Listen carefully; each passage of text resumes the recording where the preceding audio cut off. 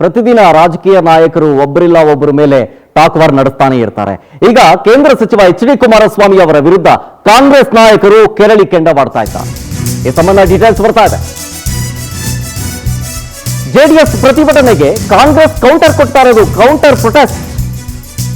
ಪ್ರತಿಭಟನೆಯೇ ಅಸ್ತ್ರ ಅಂತ ಎಚ್.ಡಿ. ಕುಮಾರಸ್ವಾಮಿ ಅವರು ದಾಖಲೆ ಬಿಡುಗಡೆ ಮಾಡ್ತೀನಿ ಅಂತ ಬಾಂಬ್ ಸಿಡಿಸಿದ್ರು. ರೆಡಿ ಇಟ್ಕೊಂಡಿದ್ದೀನಿ ಬ್ರದರ್ ಅಂತ ಕುಮಾರಸ್ವಾಮಿ ವಿರುದ್ಧ ಬೆಂಗಳೂರಿನಲ್ಲಿ ಪ್ರೊಟೆಸ್ಟ್ ಮಾಡಲಾಗ್ತಾ. ಗೂಡ್ಸ್ ವಾಹನದಲ್ಲಿ ವಿನೂತನವಾಗಿ ಪ್ರತಿಭಟನೆ ಮಾಡಿ ಆಕ್ರೋಶ ಹೊರಹಾಕ್ತಾ ಇದ್ದಾರೆ.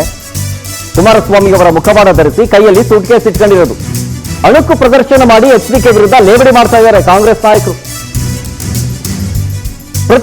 ಪ್ರತಿಭಟನೆಯೇ ಅಸ್ತ್ರ ಅಂತ ಪ್ರಯೋಗ ಮಾಡ್ತಾ ಇರೋದು ನೋಡಿ. ಇದೆ, ನನ್ನ ಬಳಿ ಟನ್ ಗಟ್ಟಲೆ ದಾಖಲೆಗಳಿದೆ ಬ್ರದರ್, ಆದ್ರೆ ನೀಡೋದಕ್ಕೆ ನನಗೆ ವಾಹನದ ಅಗತ್ಯ ಇದೆ, ಹಿಂಗಂತ ಸೂಟ್ಕೇಸ್ ನಲ್ಲಿ ಬರ್ಕೊಂಡಿರೋದು.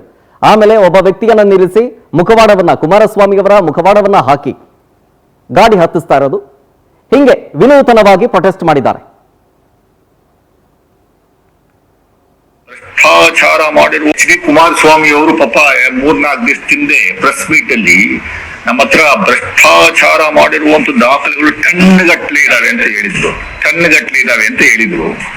ಆ ಟನ್ಗಟ್ಟಲೆ ಇರುವಂತ ದಾಖಲೆಗಳನ್ನ ತರುವಂತದಕ್ಕೆ ನಮ್ಮ ಮನೋಹರ್ ಅವರ ನೇತೃತ್ವದಲ್ಲಿ ಒಂದು ಲಾರಿ ಟ್ರಕ್ ಮಾಡಿ ಬೆಳಿಗ್ಗೆ ಎಷ್ಟು ಗಂಟೆಗೆ ಸರ್? 11:00. ಬೆಳಗ್ಗೆ 11:00 ನಮ್ಮ ಕಾಂಗ್ರೆಸ್ ಕಚೇರಿ, ಹಳೆ ಕಾಂಗ್ರೆಸ್ ಕಚೇರಿ, ರೇಸ್ ಕೋರ್ಸ್ ಹತ್ರ ಇರುವಂತ ಹಳೆ ಕಾಂಗ್ರೆಸ್ ಕಚೇರಿಯಿಂದ ಲಾರಿ ಟ್ರಕ್ ನ ತಗೊಂಡು ಅವರ ಕಚೇರಿಗೆ ಹೋಗ್ತೀವಿ ನಾವು.